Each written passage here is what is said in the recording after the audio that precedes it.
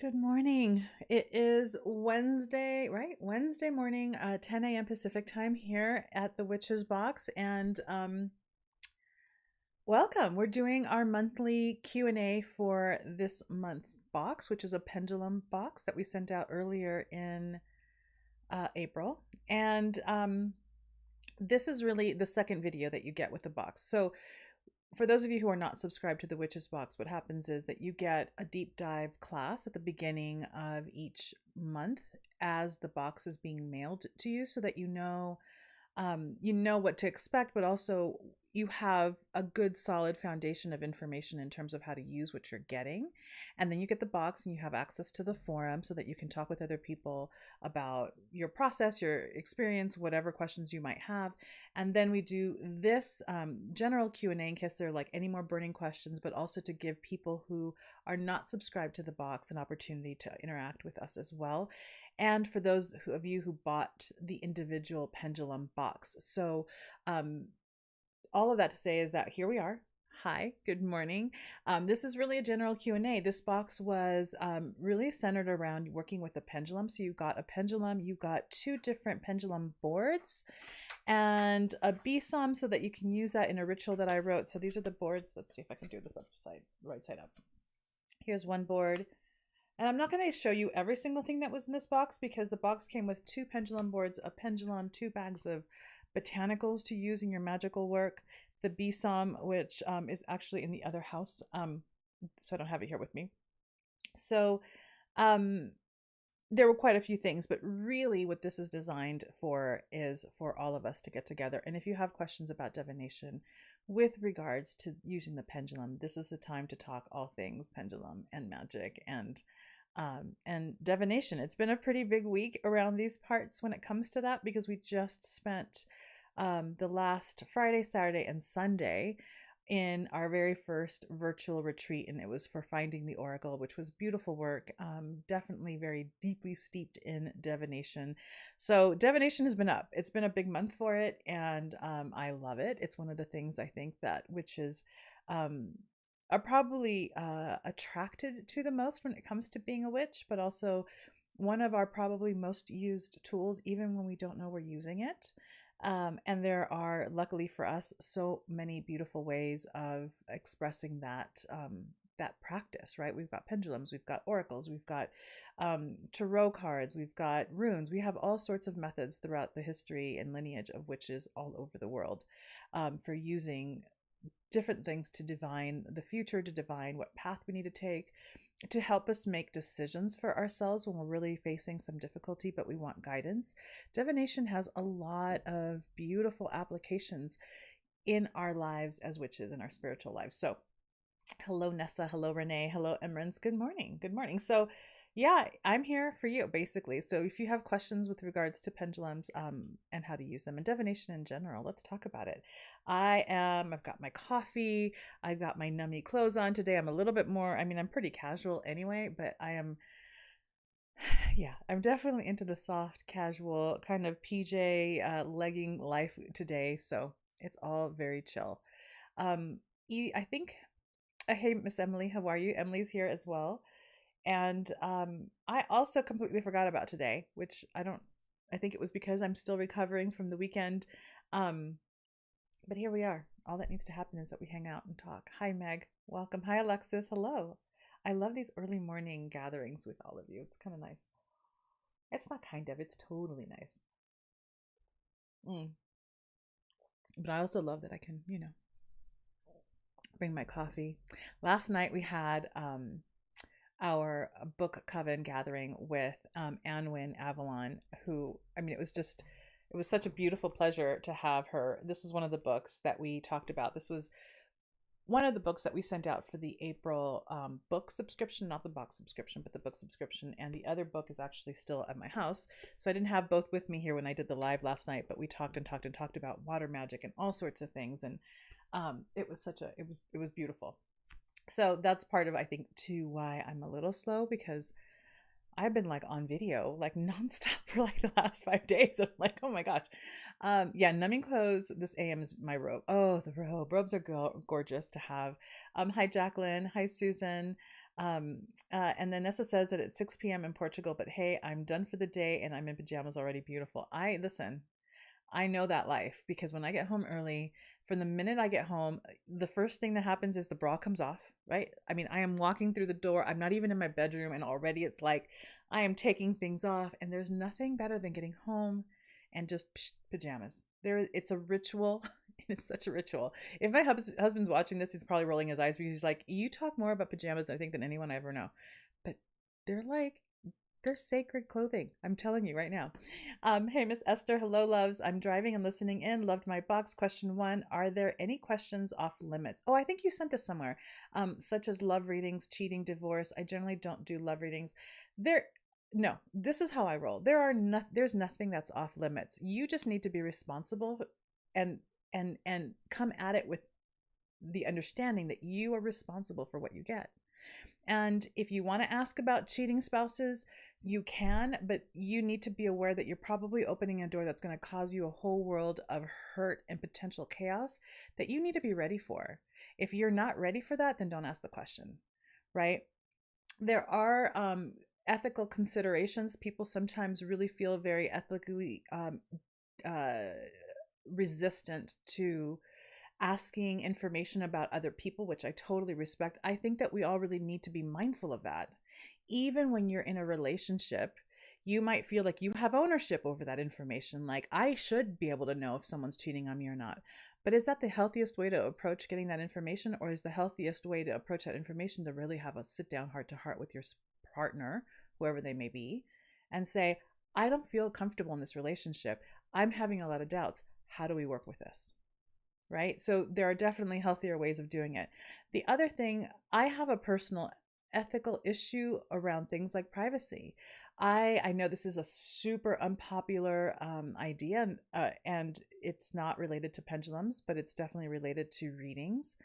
I really don't appreciate the fact that astrologers do a bunch of readings for celebrities as a way to talk about other people. It's like, this is private information. Just because they're celebrities doesn't mean that they are that we own them, right? So you do you, and really get conscious about what do you feel comfortable doing, and are you willing to suffer the consequences of that kind of behavior? Chances are that if you're in a relationship and you feel like your partner is cheating on you and you do a reading, you're still not actively engaging in honest conversation. And that energy, even though now you feel like you have that information, my theory in life is you enter as you mean to go. If you mean to go into a direction where there's honesty and there's truth, however painful that truth might be, going behind their back to do divination to find out that information is probably not going to get you there. You're going to still keep with this behind the scenes, and then later potentially get really dramatic about accusing them in a way that they're probably not going to admit to. Speak to the energy underneath the issue. I don't feel comfortable. I don't feel trust here. I'm feeling really insecure. I'm feeling like something is wrong. Can we figure out a way to work what's going on here out? Anyway, so that's my opinion on that. Yeah, Curls and Pearls. Love the name. That's great.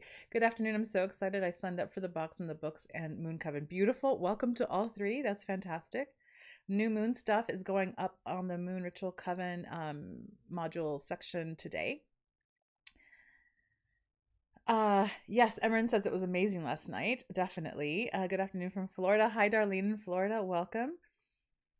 Smooch for that question, says Meg to Esther. Kim, hi, I missed last night. Is there an alert that goes out for the book box? Not an alert.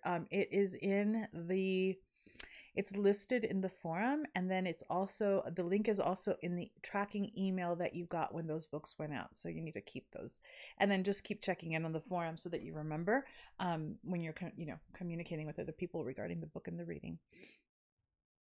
Endless Awareness. Hi, Ralph. Hi, Elena. Hi, Emily. And hi, Esther. Alexa says, I didn't get a chance to read over the pages in this month's box, but how do you use the pendulum with the Sabbath board? So, hold on. I have to... I have been in I have been in a really big incense kick lately, and I think because I'm also talking a lot, my throat is just like, don't do the smoke anymore. But I love it. So this is for time. Like, if you're asking about phases, And if you're asking about timetables, you can use this as a way to either, determine where in the month your answer is about or where in the yearly seasonal like chart. So it's really about a tool for determining time if you want to ask about time. And I actually don't know that I talked about that. Maybe I did discuss that a little bit in the letter. I have the pages here. Let me look really quick at what I've got. I mentioned it for sure in the letter, but potentially pendulum. Yeah, just time, seasons, to give you an idea of a time frame. And because it's got both the moon phases, which give you the entire month, and then you also have then quarters and seasons you can go, that'll give you some indication. Hi, Denise. Welcome. Oh, thank you so much, Denise. And you're very welcome. Companion with Tiffany Lazic's books. Oh my God, you can do that too. That's amazing. Her books, right? I mean, come on. I was looking for another book on my shelf earlier this morning, and both of her books are there next to each other. And I was like, girl, these books are so amazing. If those of you who are here and watching either now live or on the replay and you have no idea what Tiffany Lazic's books are, you need to look them up and buy them right this very second. I've got reviews for both of those books here on I've got flat hair day. I don't know what's going on today. I've got reviews for them here on YouTube. You can check them out, but really her work is really phenomenal. Yeah. I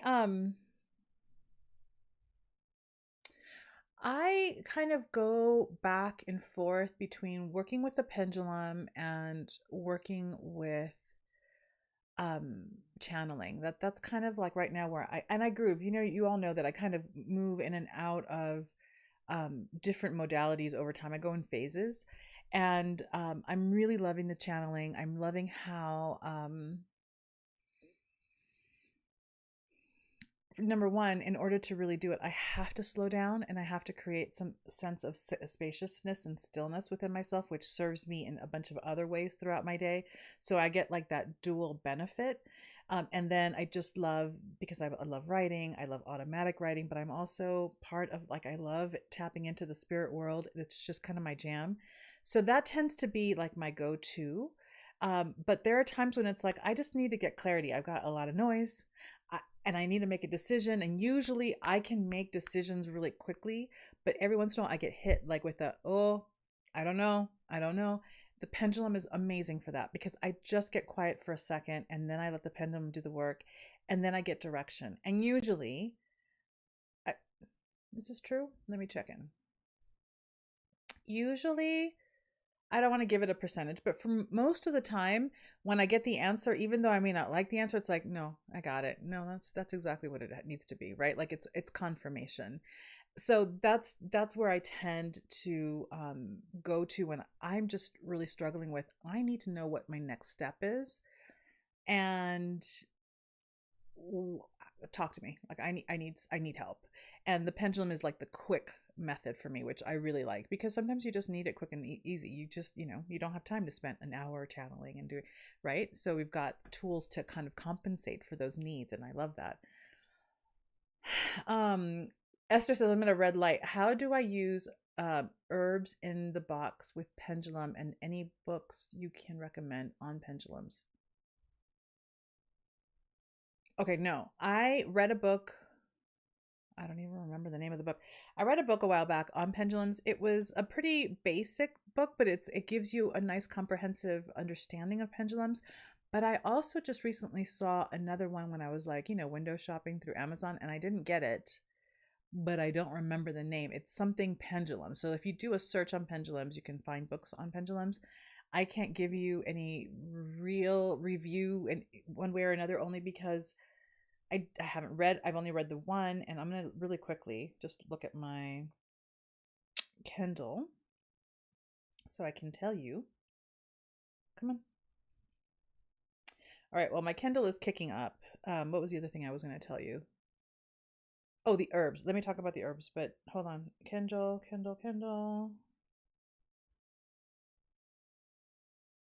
Okay, so the book that I read, again, it's a basic book. It's also free on Kindle Unlimited, so that's a super duper bonus.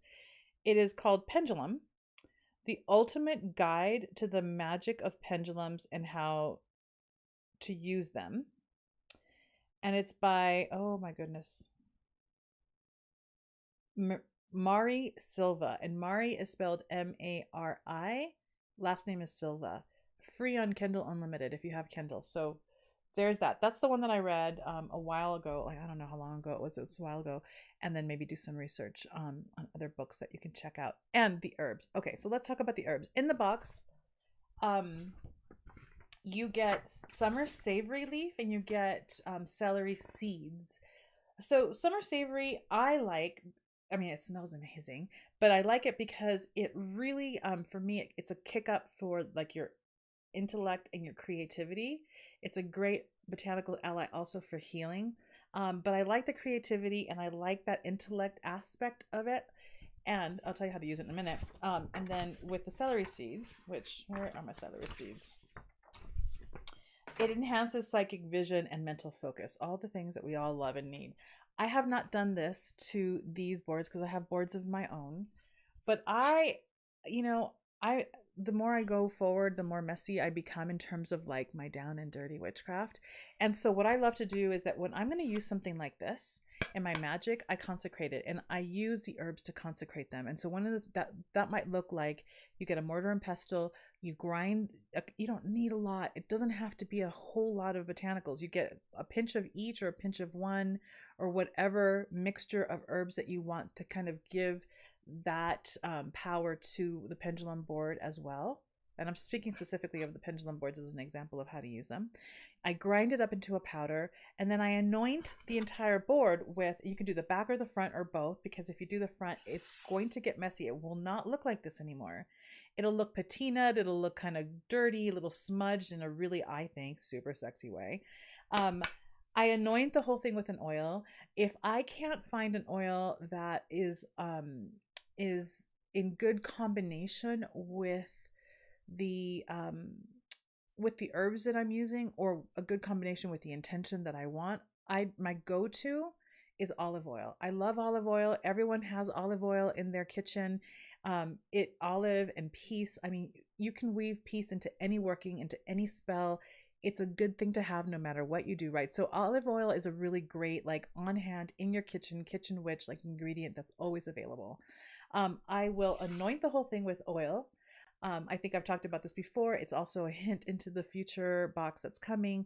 I work predominantly with like 2 to 3 herbs all the time, no matter what I'm doing, because these are like my patron botanicals. And for something like this, I would use cedar oil, which is not particularly cheap. Rose is actually more expensive, and rose is the other herb that I work with, or botanical that I work with a lot. I would anoint the whole thing with my finger on the board, and then I would take the powdered herb or botanicals that I had, ground up in the mortar and pestle, and then I would smear it all on this thing.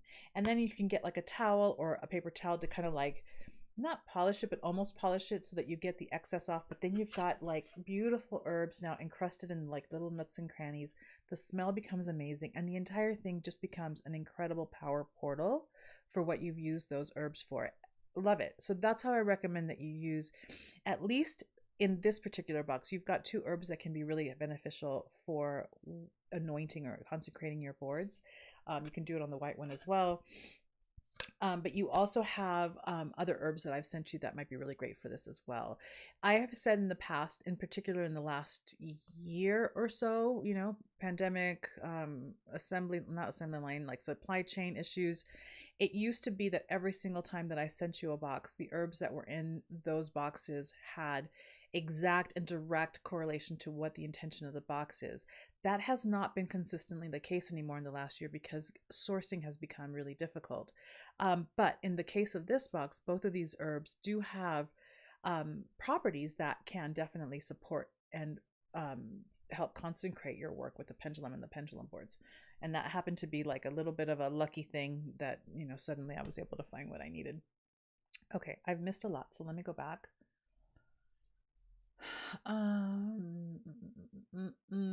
Okay, Okay, so I entered that. Meg says, I heart books, but I never really read them. Slow time much? I mean, it's hard. Who did I have this conversation with? Maybe it was you, Ralph. I don't remember. Someone there was a conversation where it was acknowledged, right? To have two books sent to you a month can feel really fast. Like having to read two books in a month, especially when they are books that are really chock full with a lot of information that you have to absorb, right? Ideally, you want to read so that you can retain the information. You're trying to educate yourself. Can feel like it's a little fast. And so I know that in the past, a lot of the people who have been subscribed to the books have had that challenge, like, oh, I only really got through the one. And then my answer is always like, that's cool. You read at your own pace, but there is a little bit of a pressure that is associated with the to be read pile, right? Keeps getting bigger and bigger and bigger. I mean, it's a big issue. My fantasy. All of you at this point know my fantasy, where I never really felt like I was ever going to retire, and now I'm like, oh, I really just cannot wait until I finally get to retire, because all I want to do is sit around reading. That's all I want to do. I don't want to do anything else. Thankfully, luckily, I'm going to knock on wood, I have been incredibly lucky and fortunate in my life that I have traveled a lot. So I'm not waiting until I retire to see the world. I have seen a good portion of the world, and I know that eventually I will probably see the rest of the world, just because that's how my husband and I roll. But really, no, I just want to sit around reading and take my time reading every single book. Like that's my fantasy life. Some people have like rockin' sexy fantasy lives with like, big love affairs. No, I want a fluffy couch. I want delicious hot beverages, and I want books. Okay. And if I want to take a whole month to read one book, I want to take a whole month to read one book. All right, enough. Let's move on. Renee says, Meg, I need to slow time too for more reading. I mean, I don't know. It's like we need to slow time down just to live more and longer, right? Oh my gosh. Emily says, I am loving the noble art. I worked with it ahead of Beltane. Oh, beautiful. And definitely will work through it. I have wanted the great work for years, and now I know I need to get it too. Right? She really, look, she's up my alley. You have all, to some degree, most of you have been around the Witches Box now for a while. We're going to be 5 years old. I can't even believe we're going to be 5 years old in October. I just got chills. I'm a little emotional. My baby. And you know that how we roll. I roll with, it's important that you do your deep work. It's important that you, especially as a witch, first of all, everyone should be doing their deep psychological work no matter what. I think that it is just simply part of being a responsible adult in society. And also, it's the best path through living life in a rich, deep way.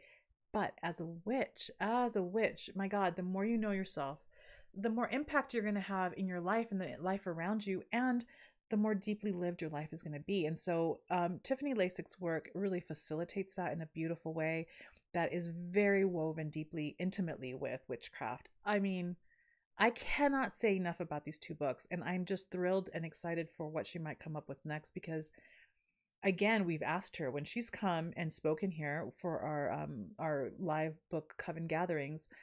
I've asked her both times, like, how did you pull through this, I mean, just multiply layered and complex but cohesive system? And I don't even remember what answer she gave me, because honestly, I still can't get it through my head. Like, how have you pulled through this amazing work?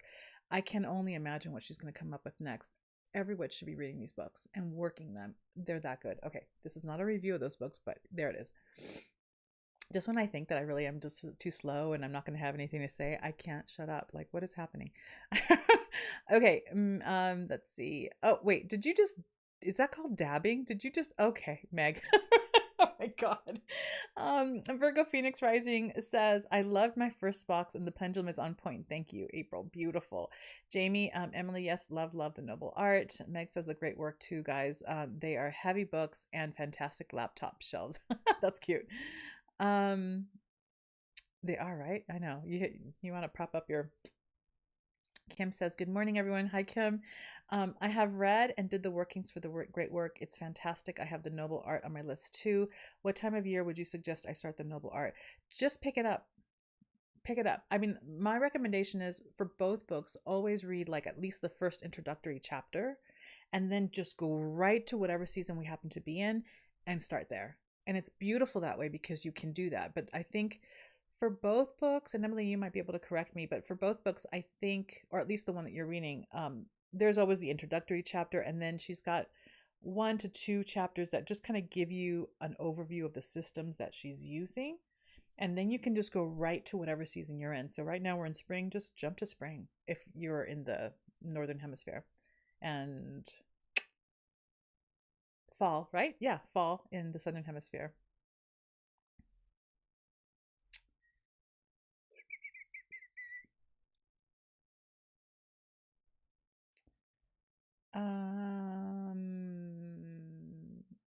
Kim says to Meg, I'm going to read it because it's kind of relevant to the conversation. I only asked because I enjoy following the rhythm of the natural wheel of the great workbooks. So if the noble art starts at a season, yeah, it's a seasonal thing.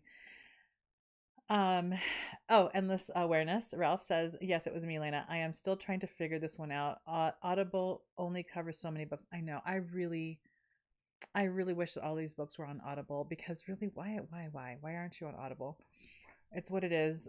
Hopefully one day they'll just all automatically come out in all 3 formats, and then we can just get all 3 and have them available to us whenever we have a different mood, right? Yes, Siobhan, you caught it. Woohoo! Yes. Oh gosh. Trinks says, books, tea, and my own comfy chair. That's all we need. I also feel the ever-growing to be read pile anxiety. This is from Emily. I know.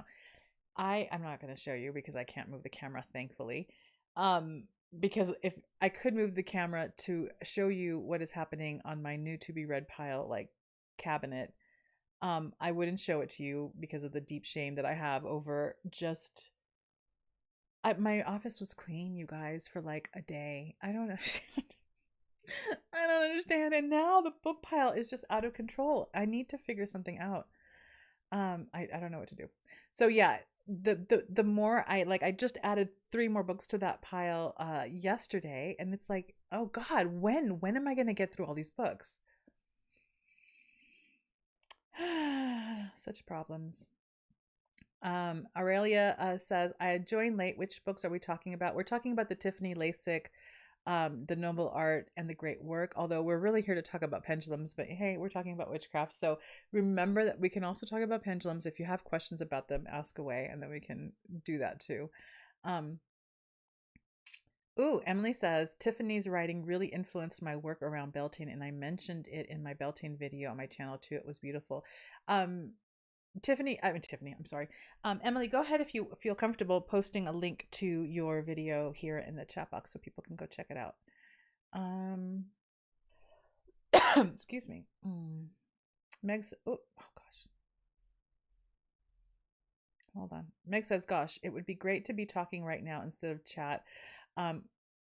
I so want to yap. I know this is the one thing, right, about YouTube, is that it's all, you all text and I'm the one who gets to talk.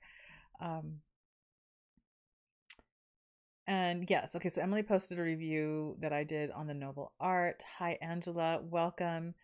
Renee says, met, I think you mean Meg. I know, right? It would be awesome to see everyone on video and hear each other's voices. I know. This is what was so beautiful about this last weekend. We were all hanging out. We were hanging out for a whole weekend on Zoom, and there was like crosstalk and connection and faces, and I got to see all of your faces. It's infinitely better for sure. I think, at least for me.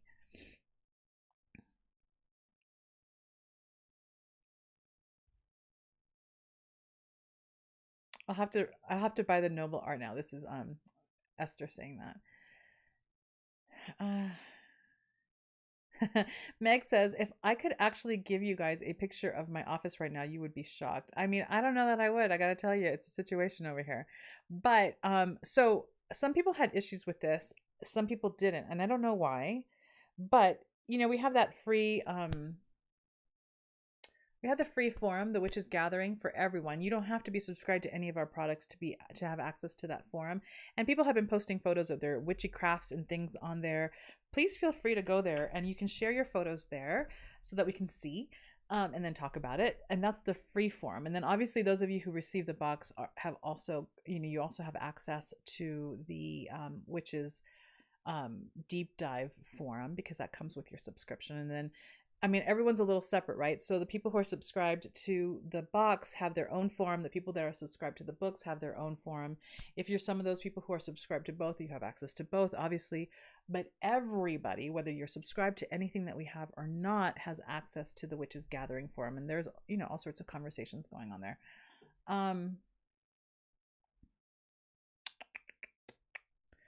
Meg says, okay, back to the pendulum. Hold on a second. Curls and Pearls says, it's a lovely mess just like mine. I mean, look, you know, you gotta just do what you gotta do. It's just, yeah. Every time I think, oh, I'm gonna spring clean again, literally just takes a day. I don't know. I think that I blame it on the fact that I don't have a big enough space or home to like spread the treasures of books all over the place, but one day. Okay, so Emily posted a link to her Beltane video, so go definitely check that out. Alexa says, any suggestions on tuning, connecting with your pendulum? Yes. So consecrate it when you first get it. You can do that by, you know, kind of running it over smoke. You can dip it, douse it if it's not going to be corrosive to its, you know, material in salt water. You can also leave it out for the sun, but also leave it out for the moon, just to kind of clear it out and energize it for yourself, and then keep it on you. Wear it or in a pocket or somewhere close to you, or if you wear bras, you can stick it in your bra. But keep it on you for a few days so that it starts to come into alignment with your resonant field, and you can start tuning into it that way. I mean, it's the simplest thing. You can also sleep with it under your pillow and then really have a conversation with it about what the intentional work and relationship is going to be. That's usually all you really need to do. But being with it, holding it, and keeping it close to you for a few days begins to kind of bring both of you into a resonant field together, and then you're off and running.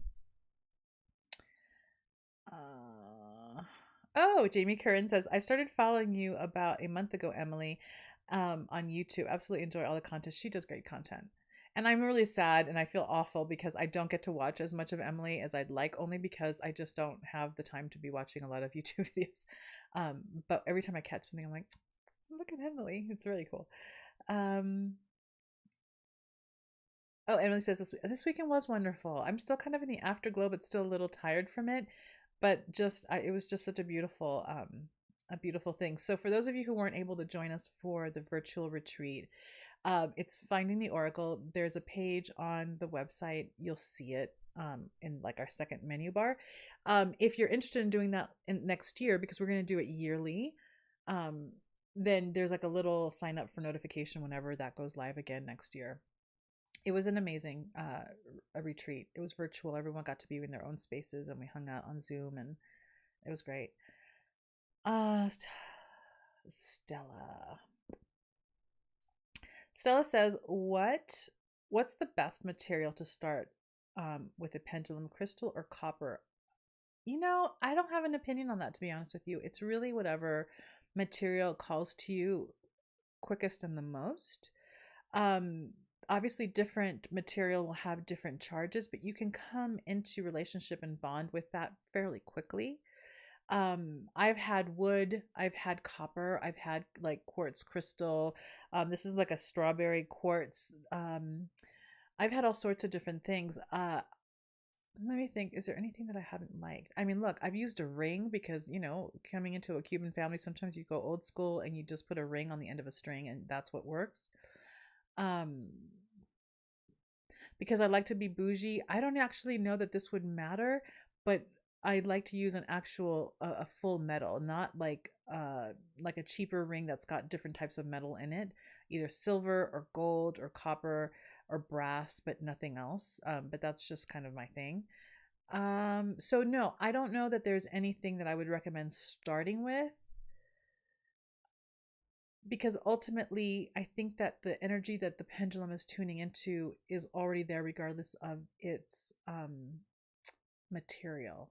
And that's my opinion. Some people have very, very strong opinions about what material you should start with.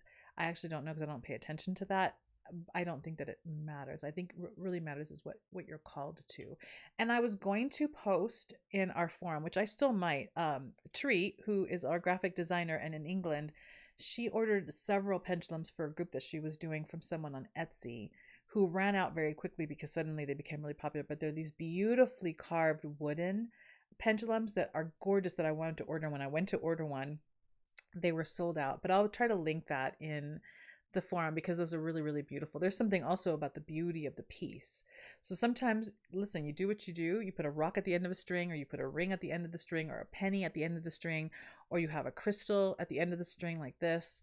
But wood or metal can also be helpful. So it just depends. You know what? You know what actually for me is also an indicator is the weight. I like to have a heavy pendulum. So the lighter it is, the less, I don't know, there's something about the weight that that helps me engage it more. So there's also that consideration. So you might want to ask yourself what feels good in your hand. If you can get one or two or three and see which one actually feels like it's an extension of you in a way that feels comfortable, you can play with it that way.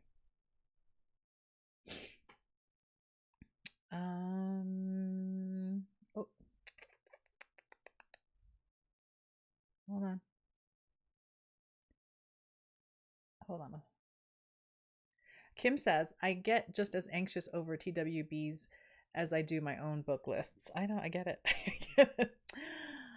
Why? Why do we find so much anxiety in the world? I don't know. Kim, the other Kim, take your pendulum and hold it above a clear quartz crystal and be amazed. The energy from the quartz should cause it to spin fast and wide. That's a beautiful and fun thing to do, like start experimenting with different things to read their energy.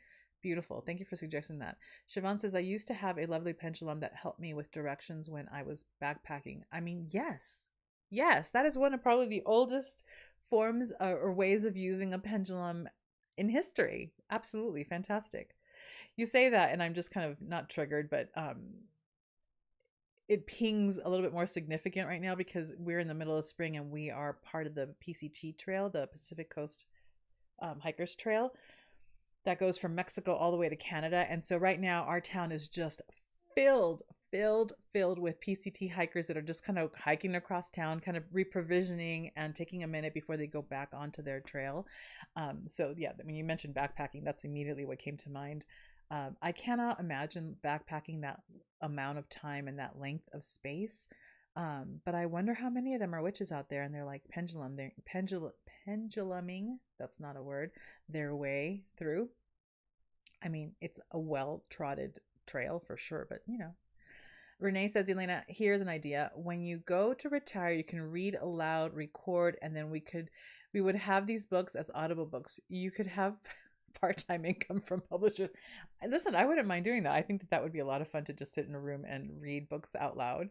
But we all have a little ways to go before I retire, like actually probably a long ways to go before I retire. So we might need another solution before then, is what I'm saying.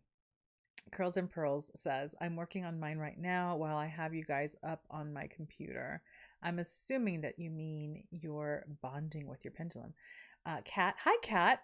Hey woman, blessings to you too. It's good to see your name pop up. Excuse me. Trinks says, oh gosh. Trink says, I love the pendulum. A strawberry quartz is perfect for me right now. I have been wearing it. Oh, perfect. Since I got it, I find wearing my pendulum gives me a good relationship with them before I use them. Exactly. And also, I did mention this, I think, in the deep dive video. I personally didn't ask for this when I got these. And I don't actually like that it's a necklace, but it also has a purpose, right? Because you can definitely wear it around your neck and that can be part of the relationship building as well. I just like to have like a whole long string. It's just a personal preference. Meg says, oh, on pendulums, how do you get over the cognitive issues around the idea of, hey, gravity is at work here, hence I get frustrated so much, too much analyzing? The only thing I can suggest for you there is get into a deeper meditative state before you engage it so that you try to eliminate a lot of the chatter, as much chatter as you can. But yeah, gravity is at work. All of it is at work. All of it is part of the process, and there's an alchemy to that. So it's not even about that not being part of the magic. It is. It's totally part of it. Curls and Pearl says, oh, I flat out blame my ADHD. I find something I was looking for last week, and then it basically over after that. Kim says, I have a tiger's eye pendulum and like to keep it on my altar by my crystals. Beautiful. Esther says, I have gosh, hold on. It skipped. Esther says, I have a little collection of goddess pendulums. Oh, beautiful. My friend made. They're made with resin crystals and have bits of copper or silver in their pointy feet. Can witches use more than one oh my god, of course witches can use more than one pendulum. What? I don't know what it is. I don't know if it's a cultural thing or just that it's part of what witches are. But we witches are collectors. I mean, have you noticed that? I don't have just one pendulum. I have 3. It's not like I don't limit myself. And then there are times when I use others because I have a different mood, or I just kind of like keeping them because they're beautiful. Same thing with the tarot deck. Do we really need? Hello, let's have an honest conversation. Do we really need over 50 different tarot decks? No, we do not. This is probably part of our Western culture, materialism. I don't know what it is, but we don't need it, but we have them. It's also beautiful to switch around and kind of work with different imagery. But no, we're not limited that way. There's no rules around that. Maybe your space and your space limitation is giving you some rules around that, but no, other than that, no. Emily posted a link to the witches to our website for the Finding the Oracle if you want to sign up for notifications for when it opens up again, registration for next year. It won't open up again until next year, so just know that if you put yourself on that notification, you're not going to hear about it until next, probably early spring or late winter. Yes, and Meg says pennies are a blend of copper and nickel. And then also Emily posted a link. Emily's like on fire with the links. It's awesome. Here's a link for the Water Witchcraft book review. And then also next week will be the review for the Way of the Water Priestess book, just as a quickie hint. And both of those books were part of our subscription for this month. Kim Patterson says, I just lost Kim Patterson. Where is she? Hold on. Here we go. I have several pendulums. One I carry in my purse, another on my altar. Those are the 2 places I always have a pendulum. I love the strawberry quartz pendulum in the box. The energy is beautiful, isn't it? It's a very sweet energy. I really like it. And also for me, it seems to go really well. Maybe it's because I have an association with strawberries in the spring, but it just feels like it has a very resonant spring energy, like a newness to it that I really am enjoying. Meg says, yes, audiobooks needs you. Maybe that can be a second career fallback. Who knows? Alexa says, yes, especially since so many witchy books don't have audiobook versions. I know. I'm so frustrated by this. I don't get it. You've all heard me rant about this. I don't get it. Aurelia says, I have to kick my cats out of the office to work on my pendulum. One of the babies is very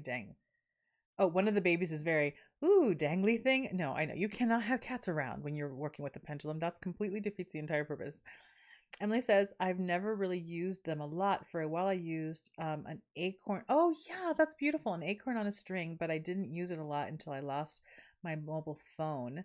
This was 3 or 4 years ago, but it literally worked. I know. It'll help you find things. It's really quite it's wonderful. It's a wonderful tool that people don't use enough of, I think. Kim says, yes, I like the long chain for my pendulum, but I thought, oh, what a cool idea to have it as a necklace. Yes. I mean, yeah, it'll keep it right close to you. Curls and Pearls says, oh, no, my box isn't here yet. I bought the single box. I'm cleaning everything out, so I have clean, free space for when all of my new stuff gets here. Wonderful. We're sending another shipment of a bunch of stuff out today, by the way, and I know a lot of you are waiting for your mystery boxes. Those are by Friday. Those will be hopefully completely out and into the world. We've had some delays in the as we do in the workshop.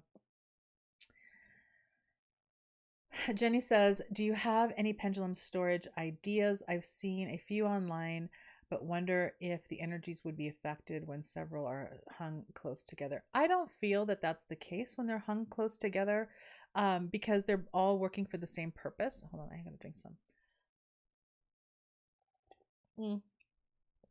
I have a variety of different places that I keep them. I have the little baggies, and then I have baggies of, this particular bag has got planetary magic talismans in them.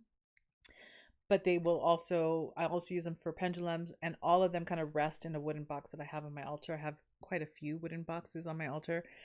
Some for things like pendulums and talismans, others for incense, others for tarot decks.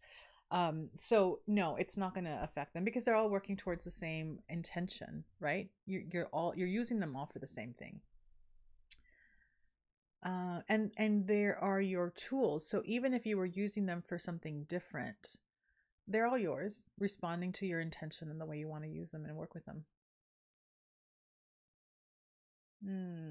Esther says, I love my pendulums and find that my energy definitely influences the direction spinning and swaying. Approaching it with grounded, calm energy, taking a few seconds of deep breath works best for me. Yeah, always, always, always come into a meditative state so that you settle. You want to settle, you want to like eliminate as much of the noise as possible so that things can get clear. If not, the chaos also affects, right? The outcome. Emily says, my mother-in-law used them to find out the gender of my kids when I was pregnant. She didn't ask. She just told my hubby, who was very skeptical, but she was right. I know that was a big deal in my home growing up. All the moms were always doing it to each other. When I was a little girl, my mom's friends were getting pregnant. So I grew up seeing it. They would get a wedding. Their idea, or my mom's idea, was that if you are going to try to determine the gender of the baby, that you use the wedding band or the wedding ring of the actual mother. I don't know where that came from, but that's how they would do it.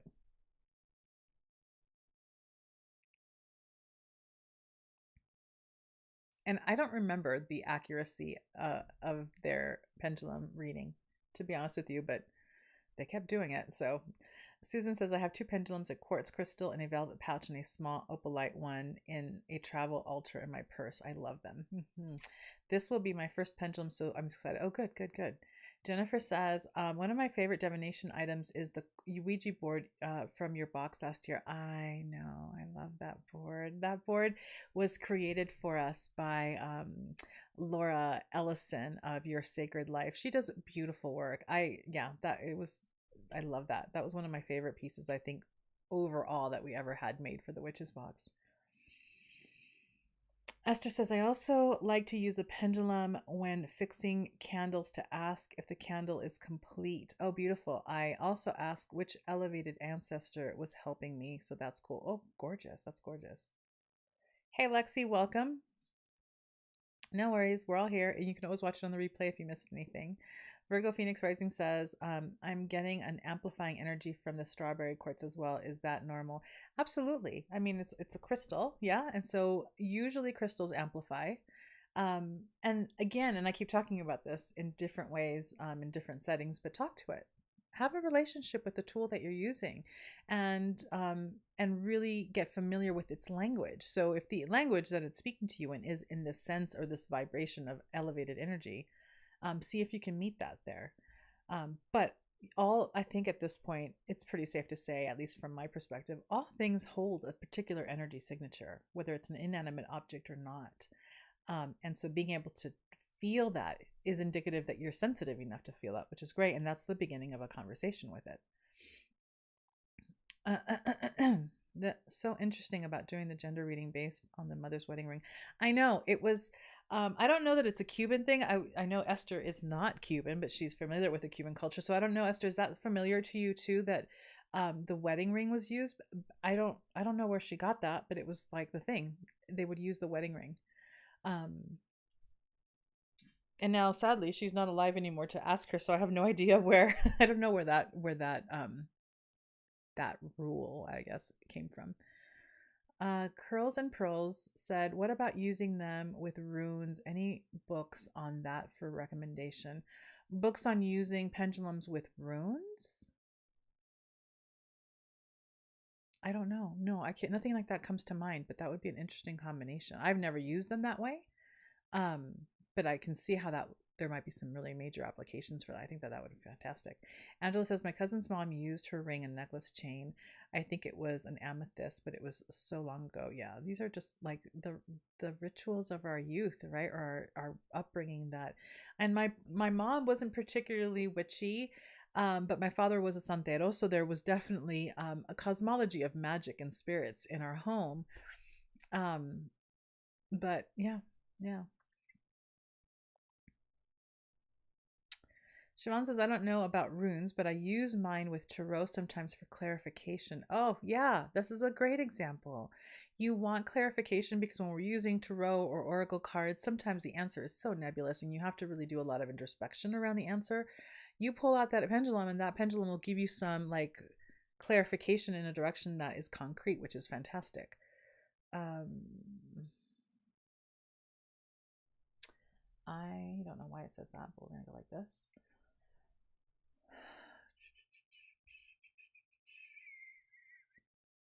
Oh my gosh. Hold on a second. I'm a little lost here. Okay, here we go. Jennifer says, I keep my pendulums in a wooden box with moss. Oh, that's beautiful. I don't understand the logic, but it feels right. Yeah, you don't need to know. If it feels right, that's perfect. Trink says, can a pendulum be used to find an ancestor to work with? Yes, they can.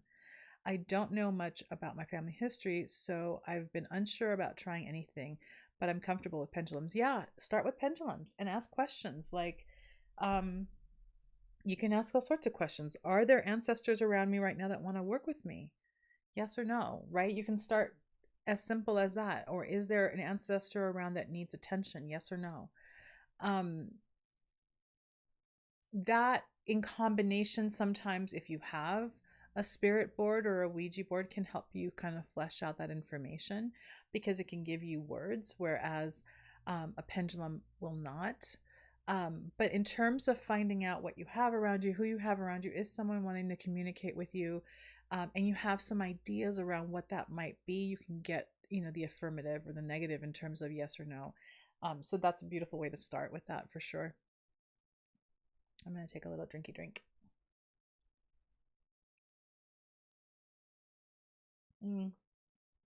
Any other questions on the box and how to use the box? Also remember that there is the deep dive video where I go into all of the details in terms of different ways to use it, the ritual around consecrating your space before you begin to use the boards in your pendulum. In this video already, for those of you who joined a little later, I talk about how to consecrate it with oil and herbs if you wanted to do that route. You don't have to do that with your boards, but the layering is always a beautiful way to really imbue power into the tool.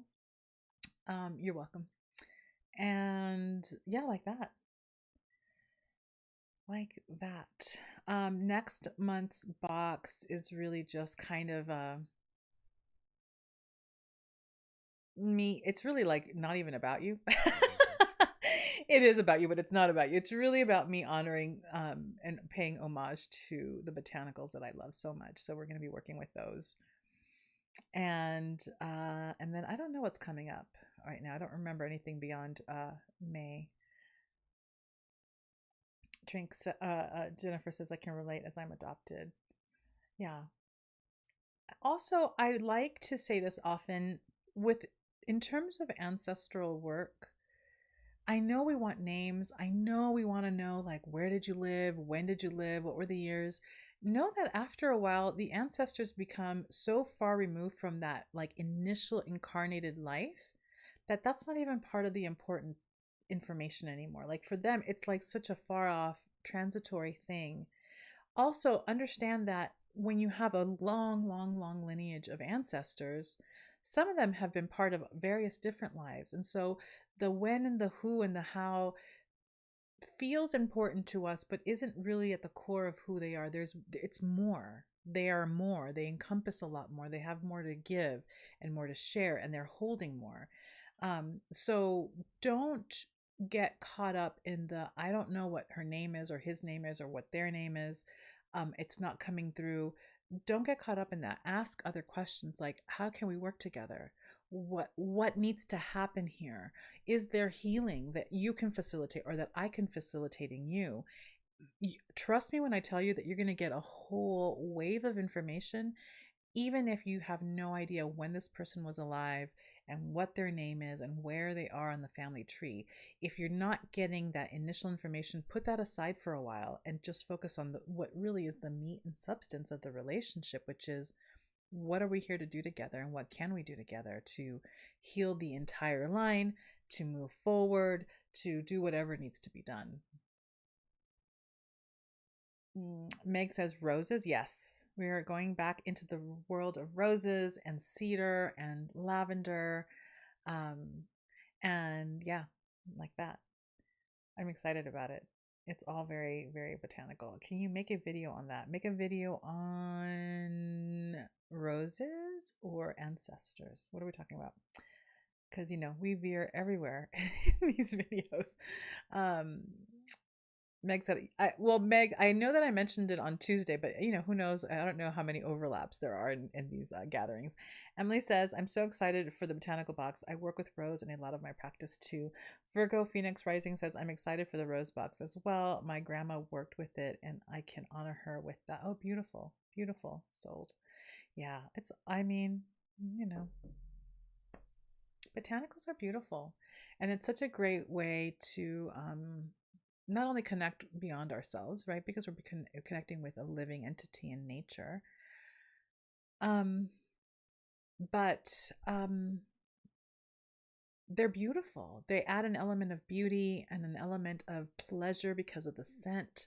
Like, it's such a much more embodied experience when we're working with botanicals that I think it's beautiful. And also because it's spring, I just feel like I'm loving the whole idea of nature and being outside, because all of winter I'm a hermit. I like to just not leave the four walls. So anyway, all that. And there's been gardening on the property, which is really thrilling and exciting. So the fact that we're having a botanical box is exciting to me too.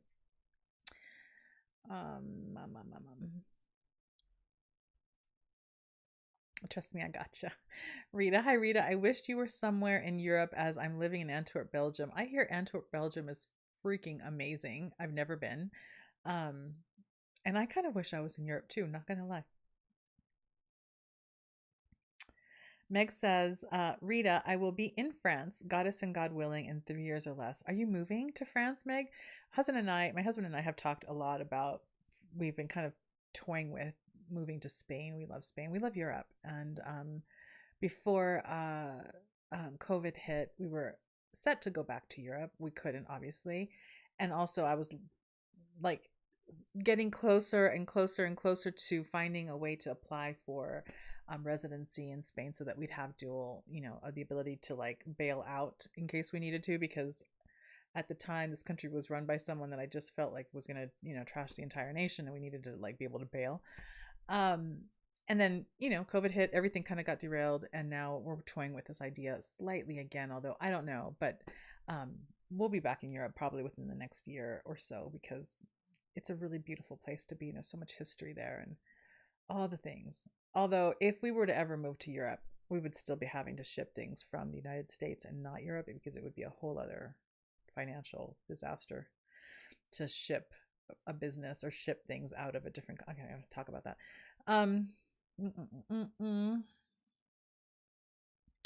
Curls and Pearl says, I speak to mine if they want me to or not. It's mostly my grandfather, but it's for whoever else wants to listen. Beautiful. Esther says, do you use the BSOM each time we use the BSOM each time we use the boards with the pendulum? Yeah, you can. I mean, you can adopt this practice for yourself or not. The point of it, though, was to say, clear the space every time you're going to do any kind of divination practice. But if you're going to put the board down and you want to get clear messaging, clear things out. The BSOM is a beautiful, easy tool. It's small enough so you can have it close by, where you just symbolically but also energetically you're clearing the space so that all that's there is the intention and the communication. So if you adopt that, yes, do it each time, absolutely. But if you want something else, you can do smoke, you can do a little spritz of water and a botanical oil of some sort. You can, if you want to be that witch, you can use your breath and blow it out intentionally. But the idea is always clear the space, always, always, always. Hold on, let me see. I know Emily's like, oh my god, if you move, please. Tree's constantly like, when are you gonna get over here? Hello. I know. Europe is just magic in every direction. The food, the architecture, the people, and you've got so many different countries in such a small space, and the change in culture from one border to the other is so prominent, but also so accessible and beautiful. And I'm definitely a Europhile in the first order. Kim says, I'm working on dried roses right now that are from my mother's funeral in 2018. Dried and waxed them at the time, and now I'm painting them. Oh, beautiful. That's a beautiful practice to have, and a way to honor her. That's gorgeous. One of the things that I got for this box were each of you are going to get one preserved rose head or rose flower or rose blossom, so that it's not dried, it's preserved, so it's real, but it's I think it's a silica something kind of combination, so it's a little sturdier, it'll last longer, but you do definitely need to take care of it. But it's preserved in its red, beautiful, lush form. I love having them because they just feel like such a beautiful treasure. You've preserved something. And dried roses are gorgeous, right? But this is a little bit of a different feel. Meg says, let's all go to Europe, the whole gang. I know. We can take over a small country. Oh, I would love that. Angela says, I can relate, Elena. I felt like such a human burrito this past winter, right? It was like oh God, I couldn't handle it. The heater was always cranked up. My poor husband and I were constantly kind of fighting over the heater because I'd crank it up to 75, which is crazy. But 75 in the winter is not the same as 75 in the summer, right? Am I right? So anyway, up and down, constantly wrapped up in things. And I'm kind of ready to be naked outside and like have tank tops and like get a little bit of a sunburn. And it's time. It's definitely time. Jennifer says, botanicals are such a rich medium to work with. Absolutely. And they can work with everything. You can work with just botanicals, and then you can add botanicals on top of all the other things that you work with. Like they're just part of a beautiful, a stream and like a continuous thread that you can have touch every other thing that you do as a witch. I love it. And we eat botanicals, right? Like it's part of our daily lives. It's just such a beautiful, they're allies. They're beautiful allies. Rita says, oh gosh, we'll be in Italy in 4 weeks. I prefer Italy over France, visiting Pompeii. Oh, no, I love Italy. My favorite. We've traveled for many, many, many years. We're really fortunate. We've seen a lot of the world. And every time we'd come back, people would always ask me, like, what's your favorite city? What's your favorite? And it was impossible to answer because they were all amazing. All of it was amazing until the second time I went to Rome and I spent time in old Rome. Rome is by far my most favorite city on the planet that I have witnessed so far. There's just a vibration there. There's a sense there. The people there, the pathways there, the piazzas, the food. I mean, oh my God, Rome. Oh, anyway, Pompeii is amazing. I've never been to Pompeii. I took so many pictures. Oh my God. I know we can talk about Europe forever. Esther says, I don't know this specific ancestor's name 100%. I know it's a female, 7 generations back. Use my pendulum to ask, trusting my intuition all the way. Absolutely. And so I think it was Trinks. So those are examples of things that you can ask, like how many generations, like where are you in the line? Even though you're not getting a name, you start to get some definitive, concrete information. That's really what I think is most valuable in the pendulum, besides it's a quick read, which is nice. Sometimes we need a quick read, man. We can't hang out for an hour and a half trying to figure something out. We need like a quick, give me something. So that's one of the benefits, I think, of the pendulum, but also that the answers you get are incredibly concrete and very like slim, laser sharp, limited, right? Sometimes we just want the detail, that thing, instead of the whole nebulous metaphor that we have to swim in for a little while. That has power and that has a place, but when we really want to narrow something down, the pendulum is a really great tool for that. Likewise, the spirit board, it's a similar thing when we're using the spirit board as well. Susan says, roses were my grandma's favorite. She had a rose garden when I was growing up. Sometimes when I'm feeling down, the scent of roses is in the room. I know my grandma's there to comfort me. Beautiful. I don't know, that made me a little tearful. Rita says, that's it. The shipping costs additional taxes is the only thing that is holding me back from ordering the boxes. I mean, I get it. It's ridiculous. It's ridiculous. And you're in Europe, and not that I want to compare people's pain, but it's expensive as heck for those of you out there in Europe.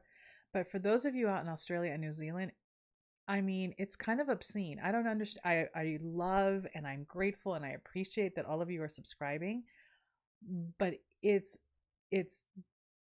just insanely obscene how much it costs to send anything to New Zealand and Australia. And we have a service that gives us a decent discount, but even at that decent discount, I'm still subsidizing a good portion of the shipping.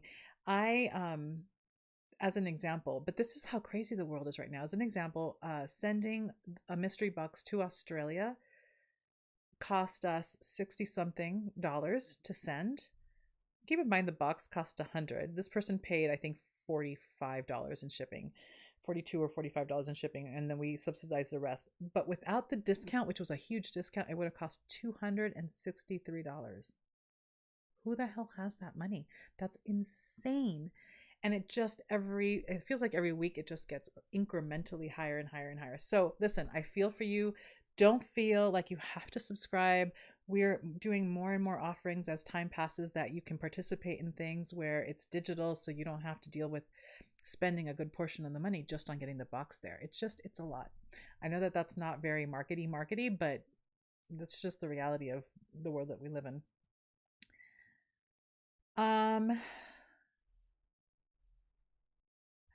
Esther says, Elena, will you be doing a future box on a specific deity? Yes. Yes, there's another one in our future. There's another one in our future. It might be the last deity that I do, I think. But I'm still kind of working out what that might look like. I don't mean to be super mysterious, but I'm still working on that. Aurelia says, do you have botanical recommendations for divination to help beyond what was in the box? I really love Damiana. I really love Skullcap, even though Skullcap is kind of a calmative for me particularly. It just really helps lessen the noise. And that is an integral part, right, of getting into divination, because we can get in our own way in a lot of ways by questioning or storying. So the more I personally am able to like calm it down, the more open I become. Damiana, Skullcap, I love Mugwort for that. Mugwort for dreaming, but also Mugwort for divination. I think that's it. I can't think of anything else right now off the top of my head. Emily, do you have any that you use to help with divination? What is the other one though? There's another one.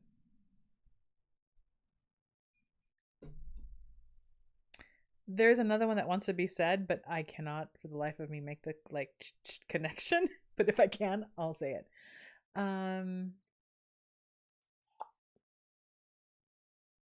Meg says, Emily, you can be head HQ goddess, the headquarter goddess. I mean, I think she kind of is. Rita says, yes, let's meet up. I live at the border with the Netherlands. Oh, the romance. I love it. I wish it was 75 in Texas. It's hot or hotter here. Texas is an intense place, man. Can we just talk about Texas? We don't need to talk about Texas, but I lived in Texas for 4 months, several years ago. And it was Austin. I loved Austin. I love Austin, and Austin's taco game is like on fire. I would eat tacos morning, noon, and night. Torchies. Can we have a conversation about my deep love affair with Torchies? I can't. Okay. All that to say is that I felt like it's a world of extremes. Like the cold felt like wet, bone-chilling cold. And then I wasn't there during the hottest times, but towards the end it got a little warm, and I'm like, this is just a little extra. I don't know. Everything feels big here. Too big. Angela says, I've seen the Pompeii exhibit too. Very interesting, but sadly reminds me of Mount Pinatubo. Kim says, I have never, oh gosh, wait, hold on, I lost Kim. Kim says, I have never left the country, and I'm desperately wanting to visit Italy, Spain, Egypt, and Glastonbury on my bucket list. I highly recommend it. If you can do it, do it. It is an important, I think, part of our development as global citizens to leave our country and go see somewhere else.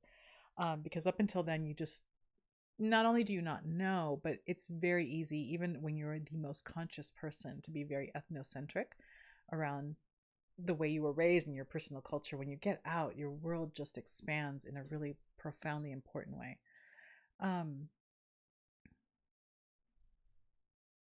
Trink says, I honestly don't care to travel, but would jump at the opportunity to go to Ireland and Scotland. Definitely do. Rita says, but when it comes to vibes and connections to ancestors, Germany is the country for me. Your people are probably deeply rooted there, yeah? Emily says, "Oh my gosh, yes, I love Italy. I spent a week alone in Rome, staying in someone's apartment. I was child minding, and then they didn't need me, so I stayed in their home in Rome, and it was a whole story. I bet. I mean, Rome. I mean, oh, I'm so sad. I want to go to Rome so bad. It, and I am not an urban dwelling person per se, but urban living, like downtown or in a city, in a place like that, is a very different thing than, let's say, those of you who are familiar with like New York or Los Angeles, or it's a very different type of city urban environment. um I felt so alive on a level that I hadn't before, in a very particular way. The people, the coffee, the eating out on the side of the, I mean, oh my God, no, everything. And Italians are beautiful. No matter what they're doing, they're beautiful. They can be yelling at you and they're beautiful. It's just like, it's a whole thing. Um, Meg says, I lived in Rotorua. I don't know how to pronounce that. New Zealand. Kiwis. I assume that you are saying I love Kiwis. I hear it's a beautiful place. I've never been. Ooh, Lilith. No. Well, the I can't talk about it. We're definitely going to work with Lilith, because Lilith is coming in strong, and we've had conversations here, and however many different lives we've had. But I think Lilith wants to come in a much deeper way than a box, and so Lilith might be either a virtual retreat or an actual course, but she'll need interaction. So I have to figure that out, because I have been just and information is coming so strongly. So Lilith is going to come at some point, but Lilith probably won't be a box. Lilith will be something else. So that's it. That's it. In fact, Lilith will come through, just very likely not a box. Mugwort is good, yes. Kali. Oh, Kali. So we have votes. We have Lilith, we have Kali as a vote. I struggle with, even though both Kali and the other deity that I'm thinking of are part of a different culture, it is still very much part of my spiritual lineage. And so I'm still kind of trying to figure out how to appropriately do that without raising hackles, right? And without coming across as disrespectful. I would definitely seek to be empowered or given permission to do this. So it's not like I would just willy-nilly do that. We'll see. We'll see. We have a little bit of a chorus of people who are wanting to come through, but the challenge with the box is that the box requires actual physical items, right? And so, well, I don't know. Yeah, I'm working it out. You'll know. Eventually, you'll know. How's that? I'm having creative challenges today. Curls and Pearls says, if you could bring an old box back, what would it be? Oh, that's a great question. If I can bring an old box back, what would it be? Huh. You know what box I would bring back? It was one of our Samhain boxes. It was the mask. I don't know if you were there for that, but I sent out, it was a gorgeous ritual. We might need to revisit this anyway. Where everyone got a paper mache skeleton like mask to actually decorate and use in a journey ritual. And because it's a box, because at the time, yes, we were doing deep dive gatherings, but I wasn't doing like the deep dive class and then a Q&A. It just felt like it was a massively missed opportunity to do some really profoundly transformative deep work together. So I think I'd bring that back and do a whole thing around it. Like we can even this next October actually do oh, that's exciting. We could do a whole thing for this one. Thank you for asking that question. You just opened up a whole thing for me. I'm gonna write this down. That's the box. That's the box. And I'm glad that you asked me that. So the mask.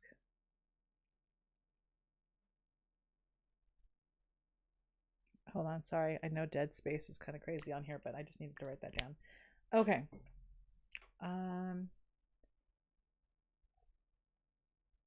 Oh, Meg says, I have so much mugwort in my yard. I would beg for you to source it. Oh my God. I have a ton of mugwort too. I might check or get into that with you potentially. We have our although I think I probably still have enough. We have our live retreat happening in a few weeks. Oh my god, I can't believe this is almost here. And we will be doing some dream work in the evening, and so I've already got like a whole tea set up so that people can create their own mugwort tea before going to bed. And so I definitely have quite a few bottles worth. Like, I mean, I've got my big so I don't know that I'm actually going to need it, but if I do, I'll reach out because it might be nice to have like a community sourced botanical instead of getting it in bulk from, a place. Emily says vervain. Oh, good. Thank you, Emily. Vervain, mugwort, damiana, lemon balm, wormwood. Oh, wormwood. That's the one. I used to grow wormwood. Oh my God, almost 3 decades ago. I'm a little, wow, a long time ago. I like clary sage essential oil as well. Beautiful. I think different herbs can be more potent for different people. That's the thing too. It's about experimenting to see which one opens you up in a particular way, right? So skullcap isn't necessarily one that most people go to, but for me, it just does the thing that I need it to do, which is to like tune down some of that noise. And then once that noise is out, like I can get in quickly, but it's a great support for me in that way. Especially when life is just really busy, it just chills it out in a really gentle way. It's a really subtle way too. It's not it doesn't tend to make me super sleepy the way it can for some people. Jamie says, oh my god, we just got back from a week in Austin for a music festival, and I had tacos for or something very similar every day, sometimes 3 times a day. I mean, Austin is freaking cool. I would stay there for a while, like an extended period of time. We had friends there, and now all of our friends, for whatever reason, 5 different sets of friends left Austin. So now it's like we may know acquaintances now in Austin, but we don't have really close friends there. But I would still definitely go there and hang out, just to go to Torchy's every day and have, oh my god, those tacos and polvos. God, if anyone's in Austin right now, there's a Mexican restaurant. I think it's on Congress. I can't believe I'm going to talk about this. It's called Polvos, Polvos. Their red sauce, their quemada sauce, I could drink that every morning. In fact, I would go and I would get a vat of it, just buy that and have it in the refrigerator and put it on my eggs, put it on every other taco that I made. The sauce was magic. It was sorcery. It was so good. Okay, enough. Yeah, Curls and Pearl says, yes, Texas is very extra. Rita says, oh gosh, Rita, I lost you again. Hold on, where are you? Wait, sorry. Oh, here we go. Rita says mugwort could it also help when one feels blocked, like in reading tarot, and I feel like I grew blind. Yeah, for me, for sure. Mugwort is a very subtle my experience of mugwort is that it's a very subtle, gentle opening, um, effective, but it's subtle. And so I would try it, definitely. And again, we talked about this over the weekend that mugwort doesn't have a great taste. I don't like to mix things. I'd like to have things as they are just to kind of get a really deep, intimate feel for the actual botanical that I'm drinking. It's kind of swamp soupy. It's not like a good taste necessarily. Some people love it. I'm used to that kind of thing. But try it to see how that works for you. But I really enjoy it for that. Emily says, I also think rose is beautiful for relaxation. I made a rose tincture with brandy. It really helps stress. Oh, that sounds like it's delicious. Excuse me. Emily says, yes, definitely that aliveness with Rome. The limoncello. My mouth just watered. Oh my god. Limoncello is magic. Oh, Italians, listen. Italians have made a straight up religion out of food on a level that transcends, I think, pretty much any other culture and their cuisine on the planet, potentially. And I know that the French have, like, I mean, food in France is like some serious situation. But the relationship with food that Italians have, and the way, I mean, can you tell that I'm feeling a little like cabin fever? I need to get I think 2 days ago I told my husband, like, we need a vacation right now. Like, we need to make it happen. I know money is like allocated in very specific places and not in a vacation fund, but we need to have a minute and go. Bank says, hi kiwis and Rotorua. Rotorua is stinky as fuck. Lots of sulfur, but it's very much a powerful cultural place. Oh, that sounds interesting. Kim says, yelling and talking are the same thing to Italians. Lilith has been coming up for me a lot lately. Lilith, her time. Lilith is talking a lot. I I don't know that I even want to say this out loud because I want it to be a surprise. And I want it to be like a subtle thing, but I just did maybe it's 2 weeks ago now. 2 weeks ago, I did a pretty like a day and a half worth of photo shoots for our future offerings, and we are rebranding soon. By the way, I've already started telling people we are rebranding soon. The details of which are still under wraps until it actually launches, but we're rebranding, and so we needed photos for that. And part of the photography that happened and we were creating had to do. This wasn't totally planned, but I see where this has been coming for a long time. Some of the imagery is so very Lilith that I finally got the photos. I'll have to show you this, Emily, when we next meet, but I got the photos late last night. I woke up at 1:30 with insomnia, and then I saw the link come through on my email. And then I spent a majority of the middle of the night going through these photos. And I'm a little nervous, a little scared, but also thrilled and also super emotional to see just how much she's in the picture. And I don't mean just literally in the photos, but like part of, I think there's like a revolution, like Homegirl is coming in. And the photos last night when I was looking at them, I'm like, oh my God, what is even happening right now? What does this even mean? And I know what it means, but it's just anyway, that's like some super teasing thing to share with all of you, but she's coming in a really powerful way. And now I'm like, how do I create the kind of container that this kind of work would really require? So that's kind of what I'm chewing on in the background as I do my own personal work. But Lilith, man, Lilith. Meg says, wait, hold on. I think I skipped people. Oh, Ralph says, Ralph, who is here on Endless Awareness, says, did you already do? We did Hecate. We did Hecate. Maybe 2 years ago now. God, time flies. I think it was 2 years ago that we did a whole box on Hecate. We sent out a statue. We sent out these beautiful. We had an artist, Keely. I don't know what Keely's last name is. Keely, if you're watching, I don't know that you do, but forgive me that I forgot your last name. She made these beautiful talismans with her wheel, and then different epithets for her at the back. It was a beautiful box, and these gorgeous candles that we hand rolled. So yeah, Hecate's been done. Who else have we done? We did Hecate. I feel like we've done another one, but now I don't remember. Meg says Box of Shadows. I love that. And then Lexi says, yep, Alexis, I'm feeling that energy plus with Kali Ma too. Yeah, Kali. It might be interesting to do something like that. Hold on, because I skipped a bunch of things again.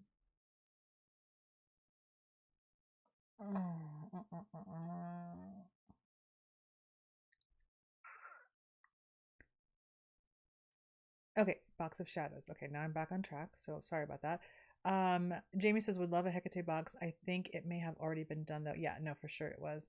Maybe Kali will need to be an experience like you spoke of for Lilith. I mean, yeah, that's an experience. Oh, that is an experience. That's a good experience. Any boxes of shadow work coming up? Um, that's a request that's come up a lot. I really need to get creative around how I would make that happen. Oh, my thing is flashing at me. Hold on a second. Because shadow work, we can do all sorts of shadow work together, but to make it a box might be a little challenging for my brain right now, but the request keeps coming in, so it's definitely something that needs to happen. Could we actually preserve flowers somehow? You can. If you do a Google search for preserving flowers, it's a silica powder with a couple of other things. It's not a hard thing to do. It just takes a while. You need to be patient. Once you immerse the flower or the blossom in it's a silica it's silica powder, but there's something else involved, and I don't remember what other powder it is, which I think for most people, at least in the United States, you can order this through like hobby stores and things like that. It's not a hard thing to find. And then you preserve them and they're beautiful. I mean, it's really quite, and they tend to be fairly sturdy. I mean, not super sturdy. They're still flowers, right? But they don't crack the way that a dried flower would. A dried flower is infinitely more fragile than a preserved flower. So finding these for us, I was really excited that I can find the preserved roses. Um, because there was a moment where I thought we can preserve the roses ourselves. No, we cannot. No, that would take forever, too much space, too much money, because it's a whole thing. Could we actually preserve? Yes, okay, I already read that. I had to stop subscribing due to budget, but your future box hints just made it so worth it to resubscribe. Oh, Jennifer, that's sweet. Listen, all of you, take care of your finances as you need to. Things are crazy, so I totally understand. And we will have other things available, so don't, be mindful. Yeah. Meg says, oh, damn it. I officially love you guys. Well, thank you. Emily says, I'm just trying to grow some mugwort here. There are babies at the moment. I can't find any near me. There should be some. I feel like, although you have a really particular climate, but I feel like England is such a beautifully fertile place to grow just about everything. I remember just when we were there, I mean, it's a colder environment, right? But just the lushness of all the things growing is always so mesmerizing to me.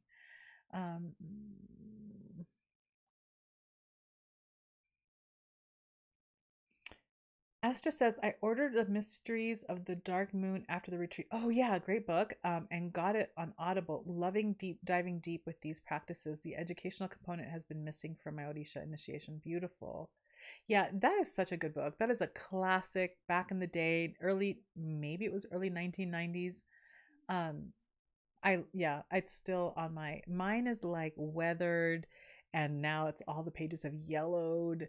The cover, you know how it's got that like sheen over it, is like all crackalacked, and just, I kind of feel like I probably should get a second one in case this one just disintegrates on me. Um, yeah, those books that we love. Uh, Esther says, yes, please do a Lilith retreat. Lilith, she will. We'll do that. That probably won't happen though until maybe next year, because that's going to require a little prep, but also some skill setting across the community so that we can all kind of come in and do the work with a certain set of skills like intact or in place, I think, because already the ideas are there. I live in Nevada and have black thumbs. Online botanical sources anyone likes besides Amazon? It's been hit and miss with Amazon. Trinks, try Mountain Rose Herbs. That's number one. Try Star West Herbs, and try frontier.com. I think it's frontier.com. They're the ones that supply all of the bulk herbs to places like Whole Foods. If you have a way of finding a reseller's license, you can get a wholesale account with them. It doesn't really take a lot. You just give them a number, and then you can get your herbs like in 1 pound bags, which can seem like a lot, but listen, you can go, we tend to send you all I think a 1 pound bag most of the time, not all the time. You get a discount. And there's also San Francisco herbs, or SF herbs, you can get herbs from. They tend to be a little lower price, but you have choices between conventionally harvested or farmed and organically farmed items. Where else can you get herbs? There's Monterey Bay. I don't remember the name exactly. Monterey Bay Herb Company or Monterey Bay Company. They sell a ton of herbs. Their pricing is a little high, just like Mountain Rose herbs are super high in terms of their pricing, but I think that they farm their own land and they're very hands-on. It's really high quality, but they're pricey. So anyway, out of all those, you should be able to find some of the things that you're looking for. Virgo Phoenix Rising. I use mugwort and love it, but had to taper down using it so much after my dreams got too bizarre. I quickly learned how much to use and when. Yeah, we all have our threshold. Delva, welcome. I buy from Mountain Rose Herbs. There you go.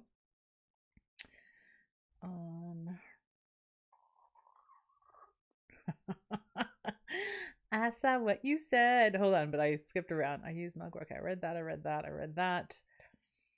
I literally feel the power of Lilith so strong right now too. I mean, I know. Let me tell you. Kim, I burn mugwort. Kim says, I burn mugwort more and sage a little less lately. Yes, I can feel it. I put a Lilith card on my altar just last week. Angela says, what would be some aspects of Lilith because I'm relatively new to her energy? Um, at the point that I'm at with Lilith right now, I've talked about this a little bit, I think, in one of our Tuesdays back in the day being a few months ago. Lilith is that deep part of your psyche, particularly if you are an embodiment in some way of the feminine archetype. She is that deeper part of who you like your core, truest self, your most powerful self, and the rebellious nature to survive, despite uh, the societal stripping of who you are, the societal baggage that you get put on you in order to tamp you down, make you smaller, make you more digestible. She is that part of you that no matter what crap is put on you, that truest, purest part of you will always continue to try to rear its head and show up fully and most powerfully in the world. That's Lilith. She does not fuck around, and she's very powerful. There's a lot of veiled secrecy around her and a lot of false narrative. She's been demonized. Literally, she is in many Abrahamic sects and religions a demon because of her rebelliousness and her rejection of God and of Adam. And so there's a lot there to uncover, but really the core, like if you're going to just distill it down to the very core, she's many, many, many, many, many things. But there's always a part of all of us that deep inside is like, I cannot handle being put in this small box anymore. And it's that part that keeps wanting to rear its head and rebel and come into the light of day. That's her. Boom. Boom. Endless awareness. This is what I saw earlier. Elena is snaking around the subject. I am snaking around the subject. Meg says yoni mirrors. I have no idea what you're referring to, but kind of. Yeah, let's say yes to yoni mirrors. I love that.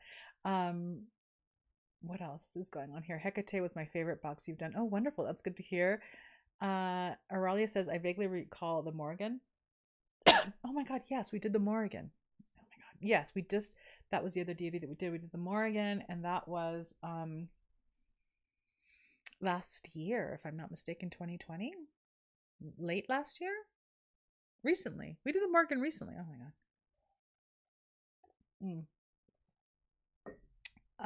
I'm also going to ask, I see another deity name here, but give me some other ones that you'd love to work with.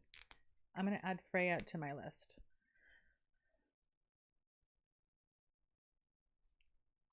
And then we need to go soon because we've been here for an hour and a half.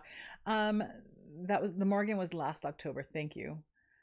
Thank God for Team Witchery, because seriously, I can't remember a thing. So Aurelia says, I'd love to see Freya as a potential box. Esther says, we're such foodies, book lovers and witchy. We're way off pendulums. I know. So we need to like bring it in and close it out. Oh, Bastet. Bastet is also beautiful. Bastet. Meg says, I'm in Seattle, very similar to UK, and I think in terms of the climate. Emily says, yes, the meditations and dreams just made me get that book out again because of the dark goddess came through so strong. And though I work with the Morgan, I felt Hecate and Lilith there. Tring says, thank you. I've recently started making bath salts and want to add botanicals. Beautiful. Rita says, I somehow knew I had to attend this today. I'm rather new as well in all this, but I need to explore all about Lilith. It seems that is exactly what I need. Thank you. Girl, I know you meant vaginas. But I don't know what you meant vaginas in like response to. I know what a yoni is. Psh, come on. Yes, October 2021 was the Morrigan. Jennifer says, Meg, I'm in Olympia, Washington. Angela says, I'm loving Lilith. I was picturing a rebellious woman with a cause, a very in tune for me. Leather jackets, baby. I love it. Emily says, Isis and Mother Mary. We have a, oh no, we don't. That's not true. Isis and Mother Mary.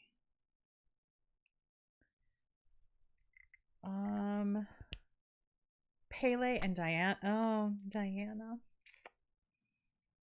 Oh, my makings, Diana.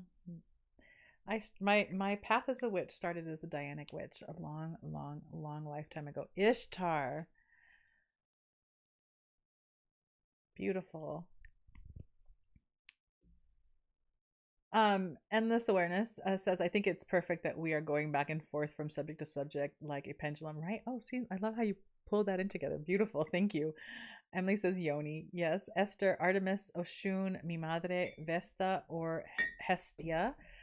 Did we talked about Hestia? Oh, we had a book on Hestia, which was a beautiful book. Artemis. You know, Artemis may be a good doorway in. Oshun. Vesta. Ooh, I lost you. Hestia. Yeah. Do you guys, can you guys see? Oh, you guys can't see. I have, if I move it, I have two Kuan Yins up here. Kuan. Pele. Yes, mirrors. It is not complicated. Guys can do this too. I know. Girl, you're vibing the thing. I love it. Guys can do this too. Absolutely. This is for everybody. I just had to celebrate the word yoni. No, I mean, we all need to celebrate the word yoni. Gianna, I'm in Seattle too, Meg. All these Seattle people. Wonderful. Sekhmet. Yes. Bridget, beautiful. We did a little bit of a Bridget box. I just remember, but this was 1,000 years ago. We did Bridget as an initiatory box.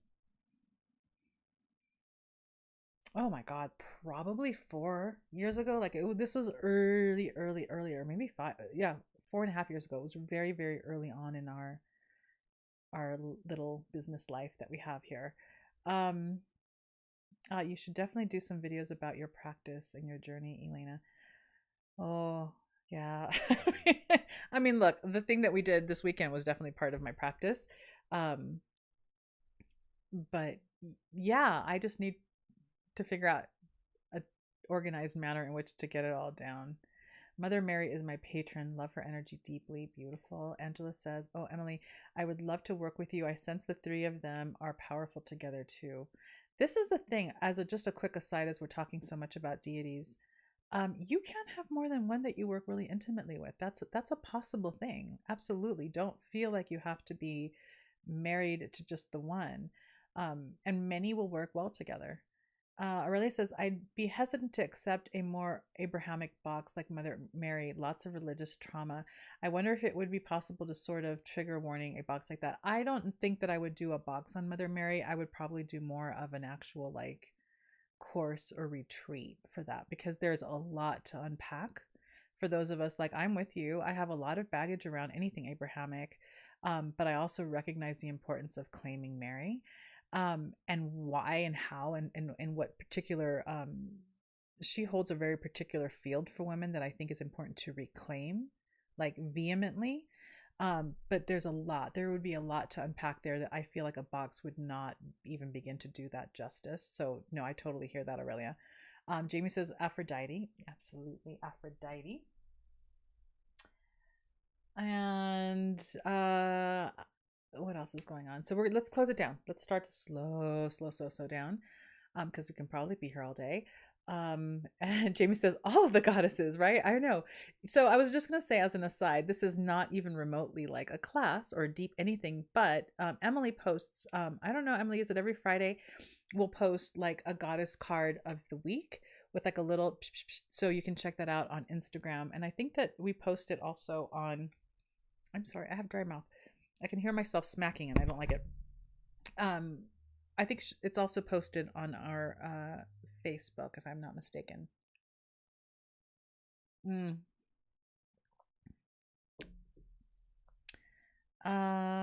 Kaliak, or is it Kaliak or Kaliak? I go interchangeable with that. Or Baba Yaga. Baba Yaga. There was something. Oh my God! Wait a minute. Baba Oh, there was a conversation about Baba Yaga that I had with someone just recently, and it's like not fully coming through, but yeah, that just triggered the memory. Not a complete memory. Maybe one from all cultures. Emily said, "What about a box for the Green Man?" The Green Man, that came up once as well. That would be fun. I think that the Green Man, we just had Earth Day last week. It'd be kind of fun to do a Green Man box around Earth Day. I think that would be beautiful.